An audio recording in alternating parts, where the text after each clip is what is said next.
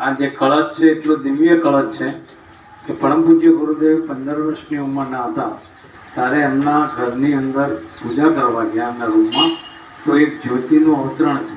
એ જે અખંડ જ્યોતિ છે કોઈ પ્રજ્વલિત નથી કરી, એની જાતે અંતરિક્ષમાંથી ઉતરેલી જ્યોતિ છે. અને દીપક જ્યોત જે છે આખા રૂમમાં પ્રકાશ ફેલાઈ દીધો. તો ગુરુદેવ 15 વર્ષના હતા, થોડા ગભરાયા, પણ પાછું વળીને જોયું તો એમના ગુરુ સર્વેશ્વરાનંદજી, જે તમને ડાબી બાજુ ફોટો દેખાય છે, એ 7 ફૂટ ઊંચા હતા, કાળી લાંબી દાઢી હતી, ઘોડાળા વાળ હતા.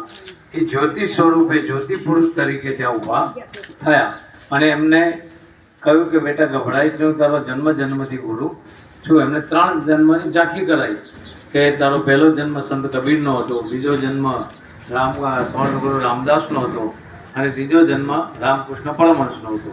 આમ 3 જન્મોના એમને સમાજ કલ્યાણનું કામ કર્યું છે. હવે તારે આ ખૂબ વિશેષ કામ કરવાનું છે. ગાયત્રી મંત્ર જન સુધી પહોંચાડવાનો છે, કારણ કે ગાયત્રી મંત્ર એ સનાતન ધર્મનો મુખ્ય મંત્ર છે. ડૉક્ટર હાવર્ડે પણ સાબિત કર્યું છે કે આ મંત્ર એ સર્વશ્રેષ્ઠ મંત્ર છે અને દરેક ઋષિમુનિઓએ પણ માન્ય કરેલો છે, દરેક સંતોએ પણ એને માન્ય કરેલો છે. આમ ગાયત્રી મંત્ર